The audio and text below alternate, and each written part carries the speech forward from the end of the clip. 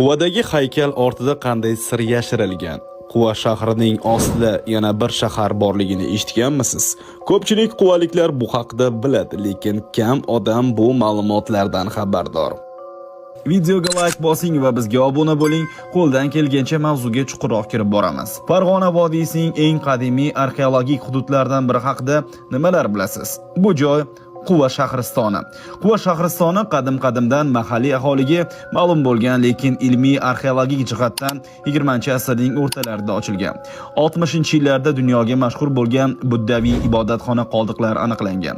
Arxeologik ma'lumotlarga ko'ra, Quva miloddan avvalgi asrlardan o'rta asrlargacha uzluksiz hayot kechirgan shahar bo'lgan. Shuning uchun yer ostida qatlam shahar bor.